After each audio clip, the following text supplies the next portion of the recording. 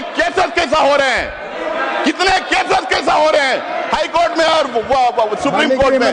माननीय गृह मंत्री कुछ कर दे एक जी प्लीज। मान्यवर, मैं सदस्य को बीच में टोकना नहीं चाहता, शायद वो भोले भाव से गलत इंफॉर्मेशन सदन के सामने रख रहे हैं, तो मैं थोड़ा करेक्ट करना चाहता हूँ। मान्यवर Jairam ji please please, chair has given time please. क्या कह रहे हैं आप रमेश जी, क्या कह रहे हैं? मैं मान्यवर जयराम जी प्लीज प्लीज, मान्यवर आप बोले जो डिस्प्यूट है वो इतना ही है कि अगर ट्रिब्यूनल के फैसले से कोई असंतुष्ट है तो ये भूमि का मामला है, इस पर सिविल सूट होना चाहिए।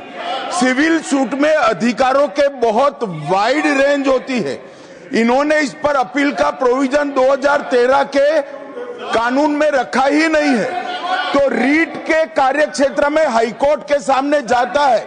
रीट का कार्य क्षेत्र बहुत संकरा होता है, तो जो ट्रिब्यूनल का फैसला होता है वो फाइनल होने के चांसेस 99% हो जाते हैं। जिनकी भूमि है इसका अधिकार जाता रहता है। मान्यवर, एक गलतफहमी फैला रहे हैं। प्लीज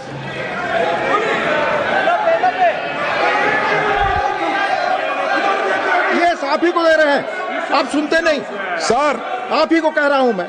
सॉरी, अब शुरू की। देखिए साहब, वो बात कर रहे हैं और हमने रिजू जी साहब का तो बहुत शांति के साथ सुना, और रात में भी कल आपका भाषण वहां पर भी टीवी में पूरा सुना। कम से कम वो जो उन्होंने तैयारी करके लाए हैं, उन्होंने भी पढ़ के आए, वो तो कोई ऐसे वैसे बात नहीं कर रहे हैं।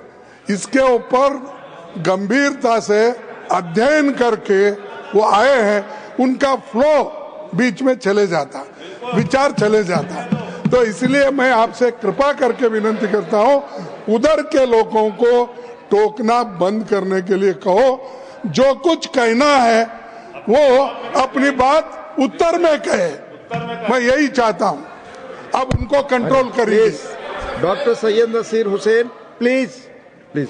सर, ट्रिब्यूनल के बारे में इन्होंने कहा, रिजू जी ने, कि 2 थे, उन्होंने 1 बढ़ा दिया।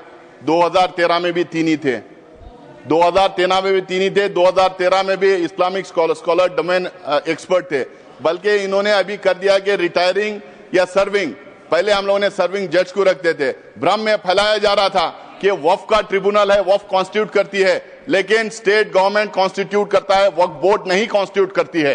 ये भ्रम फैलाया जा रहा है।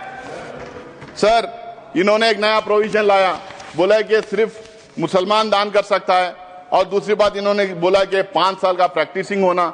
अब ये तो था पहले, जेपीसी को जाके आने के बाद अब ये कह रहे हैं कि उसको डेमोन्स्ट्रेट करना चाहिए। पहले तो प्रधानमंत्री कहते थे कि हम कपड़ों से पहचान लेते हैं, आप कैसा पहचानेंगे, हम कैसा डेमोन्स्ट्रेट करेंगे, कौन से कपड़े पहनना पड़ेगा, मैं टोपी पहन के जाऊं या दाढ़ी लगा के जाऊं, या कोई मेरे घर में सीसीटीवी कैमरा लगा के देखेगा मैं नमाज पढ़ रहा हूं या नहीं पढ़ रहा हूं, मस्जिदों में सीसीटीवी कैमरा लगाएगा, या और कोई तरीका होगा कि 5 साल प्रैक्टिसिंग मुस्लिम है या नहीं पता करने के लिए, या नहीं। कोई रिजू जी से मैं पूछना चाह रहा हूं, क्या एक दूसरा डिपार्टमेंट खोलेंगे कि ये आइडेंटिफाई करने के लिए प्रैक्टिसिंग मुस्लिम है या नहीं, और वो जो सर्टिफिकेट देंगे उस पे भी मोदी जी का ठप्पा रहेगा कि ये मुसलमान है या नहीं करके बोल के। हाँ, मोदी जी की फोटो भी लगा देंगे उस सर्टिफिकेट पे। Sir, Waqf by user, sir Waqf by user की बात, तो सबसे बड़ा मार जो इस बिल में ला रहे हैं वक्फ बाय यूजर, क्यों ये ला रहे हैं सबको पता है। इनकी सारी की सारी जो है निगाह संपत्ति पे है, जमीन पे है, लैंड पे है, धारावी पे में किसको दिया है उन्होंने, करोड़ों के भाव पे किसको दिया। कल मैं टीवी डिबेट पे था, एक जेपीसी की मेंबर थी इनकी मेरे साथ में, वो कह रही थी कि हम लैंड मोनेटाइज करेंगे। तो समझ में आ गया, मोनेटाइज करके किसको देंगे। तो वक्फ बाय यूजर का मतलब क्या है सर। इस देश में, हमारा देश प्राचीन देश है, इस देश में अलग अलग टाइम अलग अलग धर्म के स्थल बने हुए, हमारे देश में इतने किंगडम्स थे, राष्ट्रकूटा से लेके मौर्य से लेके चेरास, कदम्बास, विजयनगर एम्पायर, अशोका साम्राट का पता नहीं क्या कितने थे, बादशाहें थे, ब्रिटिश गवर्नमेंट थी। यहाँ पे सिर्फ मस्जिद मंदिर की बात, सिर्फ मस्जिद की बात नहीं सर, इस देश में बहुत खूबसूरत मंदिरें बने, जबरदस्त मॉन्यूमेंट्स हैं देखने के लायक, गुरुद्वारास हैं, चर्चेस हैं, मस्जिद हैं। अगर आप 400